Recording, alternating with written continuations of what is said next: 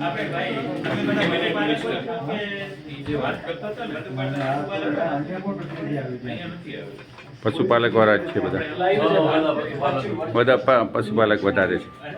આપણે છે ને એક જે તમારે આમાં તમે સાંભળ્યું હશે કે કેટલ લોન નો હતો કે ભાઈ બેંક લોન નથી આપતી કે ક્યાં અમે અરજી કરીએ છીએ તો કોઈ રિસ્પોન્સ નથી મળતો।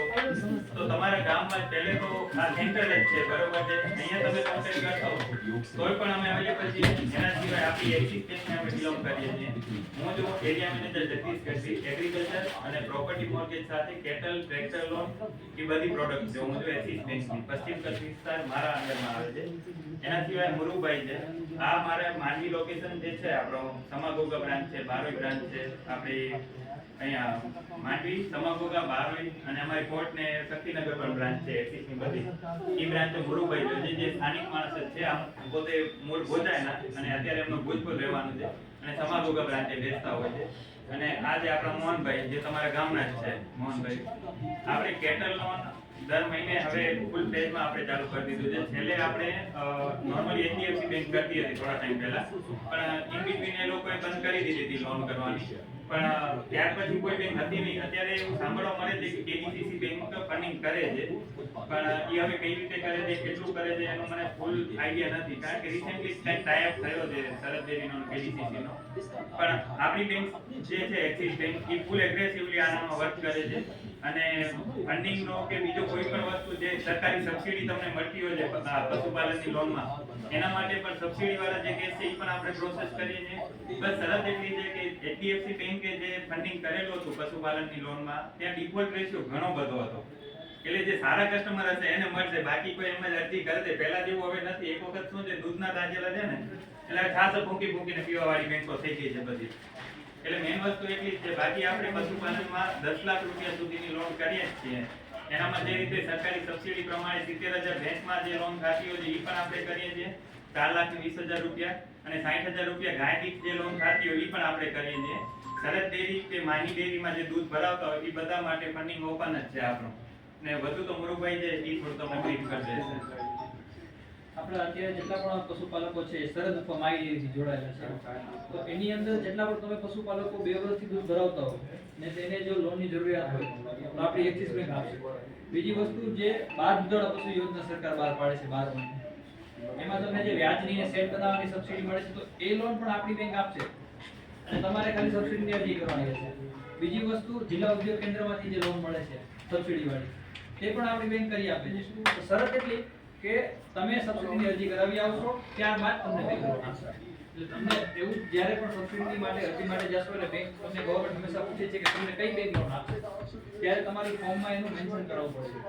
તો ત્યારે તમારે બેંકનું નામ મેન્શન કરાવવું પડે કે ભાઈ આ બેંક અમને લોન આપવા તૈયાર છે, તમે સબસિડી આપશો।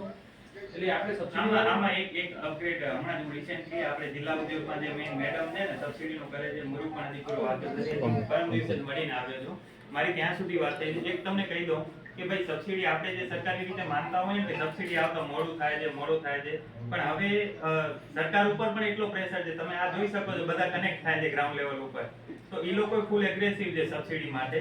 અને અમારી વાત ત્યાં સુધી થઈ છે કે અમે કોઈ પણ લોન પ્રોસેસ કરીએ, સપોઝ મંજૂર થઈ ગઈ, આપણે અમે એ જ ક્રાઇટેરિયામાં કરશું, સબસિડીના જે ક્રાઇટેરિયામાં લોન થતી હોય એ રીતની આપણે લોન પ્રોસેસ કરશું, મંજૂર થઈ જાય ને પછી જ આપણે અરજી કરીએ સબસિડી માટે, એટલે ઈઝી તમારી રેડી પડે, અહીંયા બેંકમાં લોન રેડી પડે, આપણે ખાલી પેમેન્ટ નહીં લઈએ, પછી તમે અરજી કરો એટલે ત્યાંની તમારી જે અઠવાડિયા 10-15 દિવસની પ્રોસેસ હોય જિલ્લા ઉદ્યોગમાંથી મંજૂર થઈને આવી જાય એટલે ડાયરેક્ટ આપણે આપણો પેમેન્ટ રિલીઝ કરી દઈએ અને તમને સબસિડીનો લાભ પણ મળી જાય। એટલે અહીંયા ત્યાં ફાંફા દેવા ન પડે તમારે કે ભાઈ પહેલે જિલ્લા ઉદ્યોગમાંથી હું મારી લોન મંજૂર સબસિડી મંજૂર કરાવડાવું ને પછી કોઈ બેંકમાં અરજી આપું, એવું નહીં। તમારે કદાચ સબસિડીમાં જવું છે તો આપણે સબસિડીના નિયમ પ્રમાણે જેટલી લોન બેસતી હશે એટલી લોન પ્રોસેસ કરી મંજૂર કરીને મૂકી દેશું, ખાલી પેમેન્ટ નહીં કરીએ। અને તમારે ત્યાં ફાઇનલી રિક્વેસ્ટ આપી દેવાની છે કે ભાઈ મારી આ બેંકમાં લોન પ્રોસેસ થયેલી છે અને એ રીતે એકોર્ડિંગ તમે સબસિડીની જે કંઈ પણ પ્રોસેસ આવતી હોય એ તમે ત્યાં જિલ્લા ઉદ્યોગમાં કરી દો, ત્યાંથી 10-15 દિવસમાં રિપ્લાય મળી જશે। એ ફૂલ એગ્રેસિવ છે, ત્યાં જિલ્લા ઉદ્યોગની જે કોઈ પણ ટીમ છે ને એ લોકો ફૂલ સપોર્ટિવ છે આ વસ્તુમાં અને એમને પોતાને આ પ્રોસેસ કરવી છે। એક શું છે કે બધાને આજે ટાર્ગેટ આવી ગયા છે, એમને અમુક ટકા સબસિડી પહોંચાડવાની જ છે, એટલે એ ત્યાં ડિલે નહીં કરે કોઈ પણ પ્રોસેસમાં, અને રેગ્યુલર પ્રોસેસ છે, કદાચ ભરતભાઈ વાકેફ હશે મે બી પણ પ્રોસેસ કરી શકતા હોઈ શકે એની સબસિડીની, એટલે બધું અહીંયાથી થઈ જ શકશે, એટલે તમારે પછી બીજું કોઈ ઝંઝટ નહીં રહે એમ। તો તો આમાં જો એક ગાય પાછળ આપણે 60,000 જેટલું રૂપિયા આપી શકીએ છીએ, 65,000 આપી શકીએ છીએ, અને એક ભેંસમાં 70,000 અને 75,000 આવી રીતે આપી શકીએ છીએ. તો જો તમારે સબસિડીનો લાભ લેવો હોય, આ વસ્તુ તો સારી થઈ ગઈ કે તમે બેંક આગળથી પહેલા ઓકે કરાવી લો પછી સબસિડી લ્યો, તો એ સારામાં સારું થઈ ગયું. આપણી બેંક તમને લોન મંજૂર કરી આપશે. તમે અહીંયાથી અરજી કરાવશો વાજપેયી બેંકેબલના પોર્ટલ ઉપરથી, તમારી જેવી સબસિડી અપ્રૂવ થઈ જશે પછી બેંક તમને લોન આપી દેશે. અને જ્યારે ગવર્મેન્ટ આગળ ફંડ આવશે ત્યારે 2 મહિને 4 મહિને જ્યારે તમને સબસિડીના પૈસા પાછા મળી જશે. તો એવા કોઈ પશુપાલક મિત્રો તમારા ડેરીના કોન્ટેક્ટમાં હોય, કેમ કે તમે બધા પશુપાલક ડેરીથી સંકળાયેલા છો, તો એકબીજાને વાત કરજો કે જેને પશુધન વધારવો છે, દૂધની આવકમાં વધારો કરવો છે, અને હજી એમાં તમારે યોજનામાં ભાગ લઈ 12 દુધાળા પશુ વળી પાછી 12 મહિને આવશે ત્યારે તમારે સેટ બનાવવા માટે કે જે જરૂરિયાત હોય તો એ બેંક તમને બધી જરૂરિયાત પૂરી પાડશે. તો એના માટે ક્યારે પણ તમને લાગે અનુકૂળતા તો આપણા મોહનભાઈ ગામના જ છે, પ્લસ ડેરીના હરેક ડેરીવાળા આગળ મારા નંબર છે જ, માહી હોય કે સરદ હોય, તો એમના થ્રુ પણ મને કોન્ટેક્ટ કરશે તો આપણે એમને લોનની વિગત બધી સમજાવી દઈશું. ધન્યવાદ.